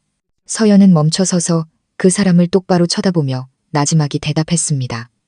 저는 영원히 침묵하게 될까봐 두려웠을 뿐이에요. 두 번째 재판일은 방 안의 모든 사람이 숨을 죽인 듯 무겁고 답답한 분위기 속에서 시작되었습니다. 좌석은 꽉 찼고 기자들은 복도에 몰려들었습니다. 한편 김 회장은 여전히 굳은 표정을 유지했고 눈은 푹 꺼져 있었으며 두 손은 등 뒤에서 꽉 깍지를 끼고 있었습니다. 첫날과 달리 그는 더 이상 점잖은 이미지를 유지하지 않았습니다. 이번에는 반격하는 자의 얼굴을 드러냈습니다. 절차가 끝나자마자 피고 측 변호인은 갑자기 두꺼운 서류철과 함께 3분짜리 영상을 법정에 제출했습니다. 그들에 따르면 이것은 원고의 부적절한 품행을 증명하는 새로운 증거였습니다. 영상이 재생되었습니다. 서연이 예전 직장 동료였던 한 남자와 카페에 있는 것을 몰래 촬영한 것이었습니다. 영상 속에서 그들은 꽤 가까이 앉아 있었고 남자는 그녀의 귀에 대고 무언가 속삭인 후 웃었습니다. 피고 측 변호인은 즉시 손을 들었습니다. 이것은 원고가 외부에서 부적절한 관계를 맺고 있다는 증거입니다. 남편이 죽은 지 2달도 채 되지 않았습니다. 모든 고소가 평판을 피하고 심지어 외도를 숨기기 위한 연극일 가능성을 배제할 수 없습니다. 법정 전체가 수군거리기 시작했습니다. 서연은 굳어버렸지만 그녀의 변호인은 즉시 일어나 반박했습니다. 영상에는 소리가 녹음되지 않았고 선을 넘는 신체 접촉도 없었으며 공공장소에서 일어난 일입니다. 제 의뢰인은 영상 속 남성이 현재 아내와 자녀가 있는 옛 동료임을 확인하는 확인서를 가지고 있습니다. 이것이 부적절한 관계라는 것을 증명할 근거는 없습니다. 재판부께서는 이 영상의 내용을 인격적 요소로 사용하지 말아 주실 것을 요청합니다. 재판부는 반론을 인정하고 기록하기로 했습니다. 그 직후 김 회장은 갑자기 발언을 요청했습니다. 저는 왜 법원이 집을 나가려 했던 여자의 말을 믿는지 이해할 수 없습니다. 그녀는 며느리로서의 도리를 저버렸습니다. 제 아들이 죽은 후에도 그녀는 여전히 옷을 차려입고 다른 사람들과 웃고 떠들었습니다. 그녀는 슬퍼하지 않았고 저를 함정에 빠뜨리기 위해 연기했을 뿐입니다. 심지어 말도 없이 일주일 동안 친정에가 있기도 했습니다. 서연은 주먹을 꽉 쥐었습니다. 재판부는 그에게 각 주장에 대한 구체적인 증거를 제시하라고 요구했습니다. 그는 침묵했습니다. 다음은 30년간 침묵했던 아내 이 여사님의 차례였습니다. 그녀는 다시 한번 일어섰습니다. 오늘 제가 말하지 않으면 저는 평생 후회하며 살 것입니다. 제가 직접 그가 처음 며느리 방에 몰래 들어가는 것을 목격했습니다. 저는 밖에 서서 서연이가 우는 소리를 들었지만 문을 열 용기가 없었습니다. 재판장님께 간청합니다. 제 비겁함 때문에 제 며느리가 대가를 치르게 하지 말아 주십시오. 법정은 조용해졌습니다. 다음으로 수사관인 이동욱 형사가 전문 증인으로 불려 나왔습니다. 그는 녹음 파일, 영상, 일기장, 그리고 숨겨진 카메라의 하드드라이브에서 추출한 데이터의 감정 결과를 발표했습니다. 모든 데이터는 시간과 내용이 일치했으며 편집의 흔적이 없었습니다. 더 중요한 것은 모든 원본 파일이 피고인이 소환되기 전에 데이터 센터로 전송되었다는 것입니다. 피고인이 주장하는 것처럼 함정이나 조작은 없었습니다.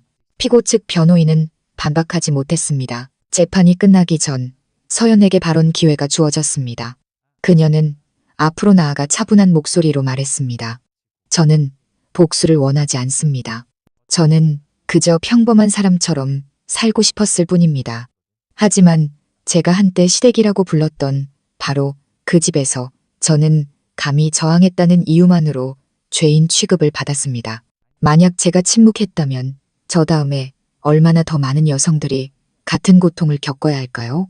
저는 배신자가 아닙니다. 저는 정 때문에, 예의 때문에, 시어머니 때문에 참았던 사람입니다. 하지만 도덕이 약자의 목을 조르는 칼날이 되어서는 안 됩니다. 제가 목소리를 내기로 선택한 것은 제가 강해서가 아니라 더 이상 침묵하고 싶지 않았기 때문입니다. 아래에서는 많은 눈들이 붉어졌고 배심원단 중에서도 고개를 숙이고 평소보다 천천히 필기하는 사람이 있었습니다. 두 번째 재판이 끝나고 재판부는 최종 변론과 판결이 내려질 마지막 재판일에 속게될 것이라고 선언했습니다. 법정 밖에서 이 여사님은 며느리의 손을 잡았습니다. 결과가 어떻게 되든 나는 더 이상 네 손을 놓지 않을 거야. 그날 서울의 하늘은 잿빛이었고 가랑비가 흩날리며 마지막 재판일의 우울한 분위기를 더했습니다. 사람들은 이전 두 재판보다 훨씬 더 많이 몰려들었습니다. 군중은 더 이상 단순한 호기심이 아니라 한 개인뿐만 아니라 수십 년간 지속된 편견에 가득 찬 사고방식에 대한 판결을 기다리고 있었습니다. 서연은 굳건한 발걸음으로 법정에 들어섰습니다. 그녀의 어머니, 이 여사님, 지우 모두가 조용하지만 단호하게 그녀의 뒤를 따랐습니다. 오늘이 결정의 날이었습니다. 재판은 오전 8시에 시작되었습니다. 인원과 서류를 다시 한번 확인한 후 검찰 측 대표가 일어나 피해자와 증인의 진술, 디지털 기술 감정 결과, 영상 및 음성 증거, 그리고 관련 요소를 바탕으로 한 논고를 낭독했습니다. 저희는 피고인 김진태가 며느리인 박서연 씨의 신체적 불가침권을 여러 차례 침해했음을 확인했습니다. 피고인의 행위는 체계적이고 지속적이었으며 협박과 종속 관계를 이용한 수법을 동반했습니다. 동시에 피고인은 증인의 입을 막고 근거 없는 내용으로 역고소하여 지역 사회에 혼란을 야기한 혐의도 있습니다. 종속 관계에 있는 사람에 대한 범죄, 뉘우치지 않는 태도, 법망을 피하려는 의도 등 가중 처벌 사유를 고려하여 검찰은 위 죄명에 대해 징역 12년을 구형합니다. 법정 전체가 작은 웅성거림으로 가득 찼고 많은 사람들이 숨을 죽였습니다. 침묵이 복도를 따라 보이지 않는 장막처럼 내려앉았습니다. 마지막 발언 기회가 주어졌을 때 김 회장은 일어섰습니다. 그는 더 이상 점잖은 척하지도 계산적인 태도를 보이지도 않았습니다. 낡은 나무 책상 뒤에 무너져 내린 한 남자일 뿐이었습니다. 제가 정말 잘못했습니다. 그의 목소리는 쉬어 있었고 눈은 바닥을 향했습니다. 저는 권력과 돈, 그리고 집안 사람들의 침묵이 모든 것을 지켜줄 것이라고 생각했습니다. 하지만 제가 틀렸습니다. 늙을수록 저는 더 눈이 멀었습니다. 저는 병적인 행동을 했습니다. 변명하지 않겠습니다. 그는 30년 넘게 자신을 견뎌온 아내, 이 여사님 쪽으로 돌아섰습니다. 나는 남편으로서 자격이 없었소. 나는 제대로 된 아버지였던 적도 없소. 그리고 오늘 나는 더 이상 누구의 아버지라고 할 면목도 없소. 그리고 그는 한때 공포의 끝으로 몰아넣었던 며느리 서연을 향해 돌아섰습니다. 네가 나를 용서할 필요는 없다. 하지만 내일부터는 네가 평온하게 행복할 자격이 있는 한 여자로서 살아가기를 바란다. 법정은 쥐 죽은 듯 조용했습니다. 그토록 완고했던 김 회장이 마침내 그렇게 무너져 내릴 것이라고는 아무도 예상하지 못했습니다. 판사가 의사봉을 두드렸습니다. 피고인 김진태에게 징역 12년을 선고하며 법정에서 즉시 구속한다. 경찰이 즉시 그를 연행했습니다. 법정을 나서기 전 김 회장은 고개를 돌려 말없이 서연과 이 여사님 앞에서 깊이 고개를 숙였습니다. 그것이 진정한 뉘우침이었는지 아니면 교활한 여우의 마지막 연기였는지는 아무도 몰랐습니다. 하지만 그 순간 서연에게는 더 이상 중요하지 않았습니다.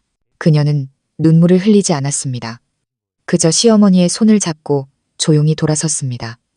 재판이 끝난 후 하늘은 맑게 개었습니다. 거의 1년 만에 처음으로 서연은 더 이상 무겁지 않은 마음으로 법원 문을 나섰습니다. 그녀는 앞을 바라보았고 눈은 빛으로 반짝였습니다. 그녀의 인생의 시련이 끝난 것은 아니었지만 오늘부터는 더 이상 과거의 어둠에 시달리지 않을 것이었습니다. 재판이 끝나고 사흘 후 서연과 이 여사님은 원룸을 떠나 지우와 여성지원단체의 도움으로 저렴하게 임대한 도시 외곽의 작은 집으로 이사했습니다. 방 2개, 부엌 하나, 그리고 현관 앞 작은 마당이 전부인 집이었습니다. 화려하지도 편리하지도 않았지만 조용하고 깨끗했으며 무엇보다 평화로웠습니다. 새 집에 온 첫날 이 여사님은 마당을 서성이며 아직 페인트 냄새가 나는 벽을 떨리는 손으로 만졌습니다. 이 나이에 매일 욕설 없는 집에서 살게 될 줄이야. 그녀는 눈물을 글썽이며 중얼거렸습니다. 서연은 대답 없이 조용히 문을 열고 커튼을 걷어 햇살이 집 안으로 들어오게 했습니다. 김 회장이 법정에서 끌려나가는 순간부터 그녀는 인생의 낡은 장이 닫혔다는 것을 알았습니다. 하지만 새로운 장은 행복만으로 쓰이는 것이 아니라 용기로 쓰이는 것이었습니다. 처음 며칠 동안 두 사람은 조용히 지냈습니다. 길을 나서는 것도 지인들의 시선도 호기심 반 동정 반 섞인 질문에 대답하는 것도 꺼려졌습니다. 한이웃이 놀러왔다가 이름을 알고는 눈을 동그랗게 떴습니다. 어머, 그 박서연 씨, 시아버지를 고소했다는. 서연은 조용히 고개를 끄덕였습니다. 그 사람은 서둘러 어색하게 웃으며 돌아갔습니다. 그 침묵이 모든 것을 말해주었습니다. 이 여사님은 걱정스럽게 말했습니다. 이름을 바꾸고 다른 곳으로 이사가는 건 어떠니? 우리는 충분히 겪었잖니. 하지만 서연은 고개를 저었습니다. 저는 잘못한 게 없어요. 우리가 계속 숨어야 한다면 나중에 누가 감히 일어서겠어요? 그리고 서서히 그들은 삶을 다시 세우기 시작했습니다. 서연은 예전 회계법인에 다시 출근했습니다. 사정을 알게 된 옛 상사가 먼저 다시 와달라고 제안했습니다. 작은 회사였지만 분위기는 따뜻했고 아무도 그녀에 대해 수군거리거나 이상한 눈으로 쳐다보지 않았습니다. 바로 그곳에서 그녀는 사회에 대한 신뢰를 회복했습니다. 이 여사님은 집 근처 무료 급식소에서 주방 보조 일을 시작했습니다. 걸음은 느리고 손은 약했지만 주인은 탓하지 않았습니다. 어머님, 그냥 앉아서 채소 다듬고 파만 썰어주셔도 돼요. 중요한 건 많이 웃으시는 거예요. 저녁이 되면 두 사람은 함께 밥을 먹고 뉴스를 보고 현관 밖에 놓인 몇 개의 화분을 돌보았습니다. 이웃집 6살짜리 여자아이는 매일 오후 놀러와서 사탕을 자주 주는 서연을 착한 서연 이모라고 불렀습니다. 서연은 몇 달 만에 처음으로 웃음을 터뜨렸습니다. 어느 초저녁 지우가 봉투 하나를 들고 찾아왔습니다. 여성지원단체 언니들이 서연 씨랑 어머님께 작은 성금을 전달하기로 했어.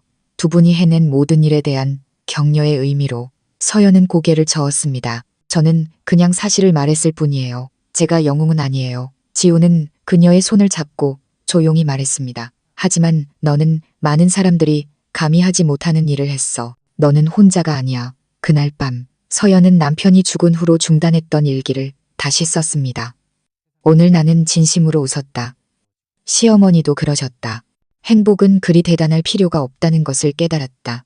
한밤중에 문 두드리는 소리에 더 이상 움츠러들지 않아도 되는 것.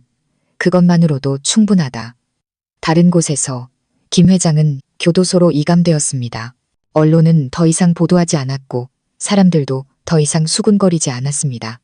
그는 이 침 속에서 쇠창살 뒤에서 죄를 지은 자의 제자리로 돌아갔습니다. 그리고 서연은 한때 피해자였지만 이제는 원망이 아니라 자신을 용서함으로써 계속 살아가는 법을 배웠습니다. 3월의 서울, 날씨는 온화했고 노란 햇살이 집집마다 내려앉았습니다. 서연은 현관 앞에 서서 따뜻한 차 한 잔을 들고 골목 앞 살구나무 가지 사이로 비치는 햇살을 바라보았습니다. 재판이 끝난 지 거의 2달이 지났지만 가끔 잠 못 이루는 밤이면 바람에 삐걱거리는 나무문 소리에 여전히 가슴이 철렁 내려앉았습니다. 달라진 점이 있다면 이제는 더 이상 그 감정에서 도망치지 않는다는 것이었습니다. 그녀는 정면으로 마주했습니다. 어느 날 아침 회사에서 서류를 정리하고 있을 때 피고측이 그녀를 비방하기 위해 사용했던 영상에 등장했던 옛 동료 현식 씨가 다가왔습니다. 현식 씨는 웃으며 말했습니다. 오랜만에 다시 보니 좋네요. 회사에 서연 씨만큼 커피 잘 타는 사람이 없어요. 서연은 미소 지었습니다. 예전처럼 긴장하지 않은 가벼운 미소였습니다. 저도 과거를 떠올리지 않고 이 컵을 다시 잡기까지 시간이 좀 걸렸어요. 현식 씨는 책상 위에 작은 봉지를 내려놓았습니다. 저희 누나가 만든 깨강정인데 생강이 들어있어서 잠이 잘 올 거예요. 선물이에요. 고마워요. 대화는 몇 분에 불과했지만 그 여운은 오후 내내 계속되었습니다. 연애 감정 때문이 아니라 경계나 동정 혹은 엿보는 시선 없이 평범하게 대해주는 느낌 때문이었습니다. 그날 저녁 두 사람이 밥을 먹고 있을 때 이 여사님이 갑자기 입을 열었습니다. 그 현식이라는 청년 괜찮아 보이더구나. 예의 바르고 착하고 자주 뭘 사다 주던데 너도 마음이 있니? 서연은 깜짝 놀라 시어머니를 쳐다보았습니다. 반대할 줄 알았는데 의외의 반응이었습니다. 어머님, 반대 안 하세요? 이 여사님은 젓가락을 내려놓고 먼 곳을 바라보았습니다. 나는 반평생 이상을 잘못 살아왔. 시키는 대로 예의를 지켜야 한다는 이유로 결혼했고 매일같이 참고 살아야 한다고 스스로를 다독였지. 네가 나처럼 살기를 원하지 않는다. 하지만 저는 한번 실패했어요. 그리고 아직 준비가 안 됐어요. 준비할 필요 없어. 그저 내 감정에 솔직해지면 된다. 너를 평온하게 해주는 사람은 곁에 둘 가치가 있고 너를 두렵게 하는 사람은 머물 자격이 없어. 이 여사님의 말은 서연의 마음에 부드러운 포옹처럼 다가왔습니다. 처음으로 그녀는 시어머니가 단지 고통을 견뎌온 어머니가 아니라 진정으로 살기 시작한 한 명의 여성으로 보였습니다. 어느 주말 오후 현식 씨는 서연과 이 여사님을 시장에 데려갔습니다. 돌아오는 길에 그는 무거운 짐을 다 들고 농담을 하며 걸었습니다. 이 여사님은 소리내어 웃었습니다. 서연도 웃었지만 가끔씩 마음 한구석이 미세하게 떨렸습니다. 골목 어귀에 다다랐을 때 현식 씨는 멈춰서서 서연을 향해 말했습니다. 만약 두렵다면 제가 기다릴게요. 대답은 필요 없어요. 그저 오늘처럼 계속 웃어주기만 하면 돼요. 서연은 그를 오랫동안 바라보았습니다. 그녀는 다시는 마음을 열 수 없을 거라고 생각했습니다. 하지만 알고 보니 두려웠던 것은 다른 사람이 아니라 자기 안에 있는 트라우마였습니다. 그것이 서서히 가라앉아 기쁨을 포함한 모든 것이 다시 돌아올 수 있었습니다. 그날 밤 서연은 일기장에 한 줄을 썼습니다. 이것이 사랑인지는 모르겠다. 하지만 아주 오랜만에 처음으로 나는 어둠 속에서 걸어 나오고 싶어졌다. 누가 끌어주는 것이 아니라 내 스스로. 동시에 이 여사님에게도 작은 변화가 생겼습니다. 그녀는 동네 여성회관에서 가정폭력 피해 경험이 있는 여성들을 돕는 모임에 참여하기 시작했습니다. 처음에는 그저 듣기만 했지만 몇 번의 모임 후 그녀는 아주 조용하고 아주 담담하게 자신의 이야기를 털어놓았습니다. 모임의 한 회원이 말했습니다. 어머님께서 말씀하실 수 있게 된 것만으로도 이미 이기신 거예요. 저희는 아직 저희가 겪은 일에 이름을 붙일 용기도 없거든요. 이 여사님은 웃었고 눈물이 손등 위로 떨어졌습니다.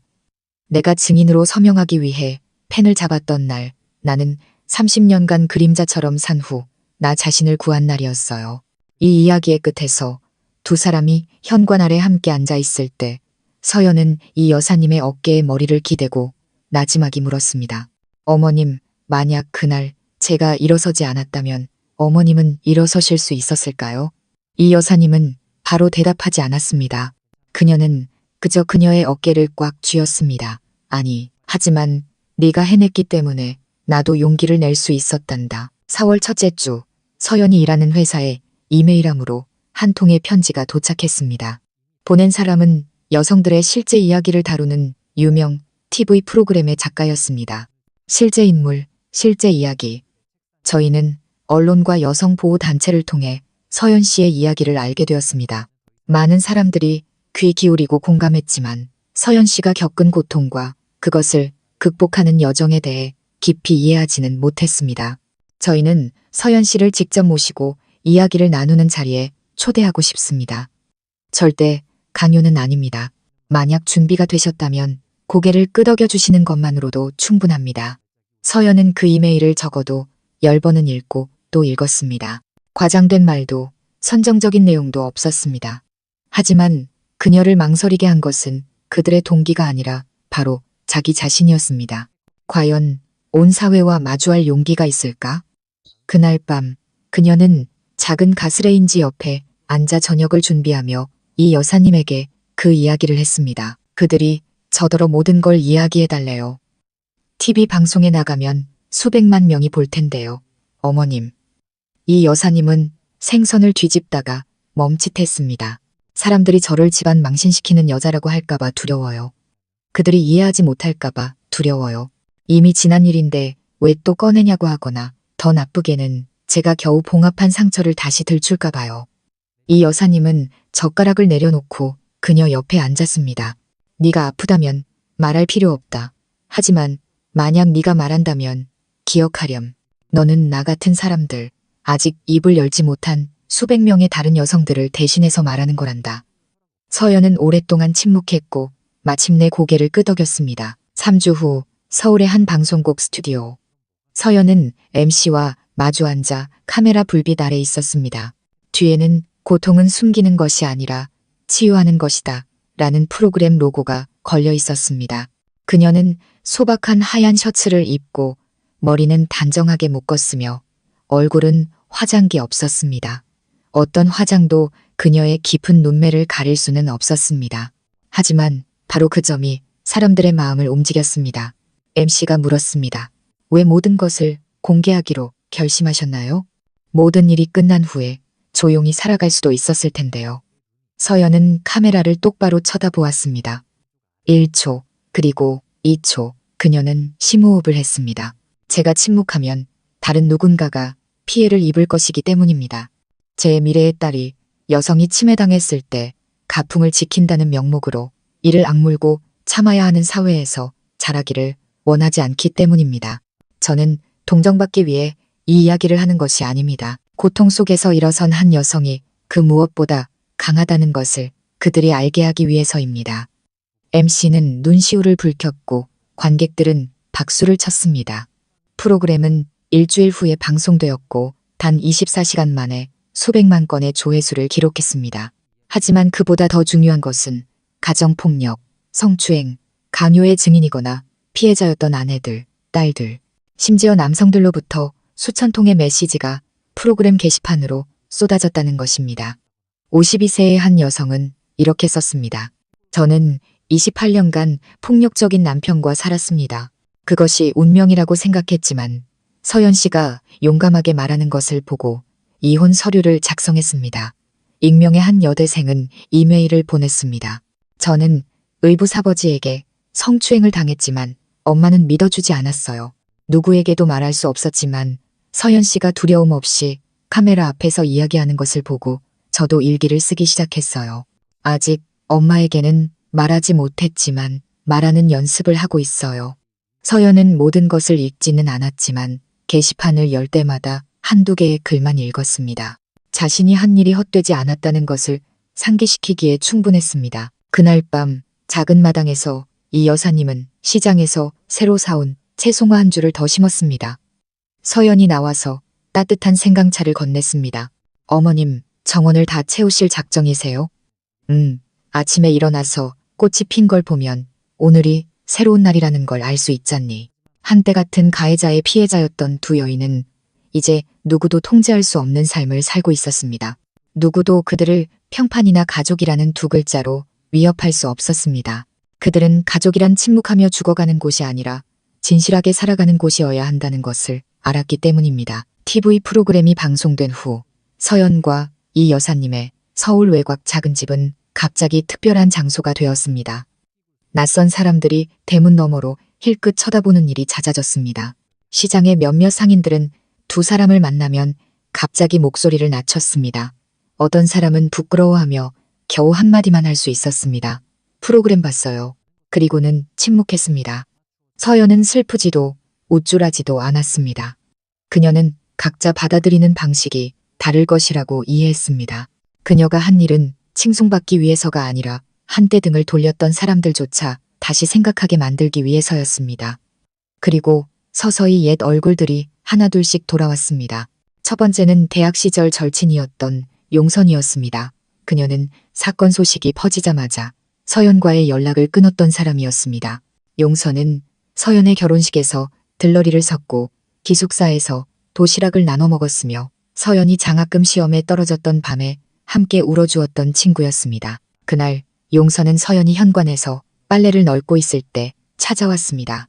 그녀는 헐렁한 셔츠에 화장기 없는 얼굴이었고 손에는 비눗물이 묻어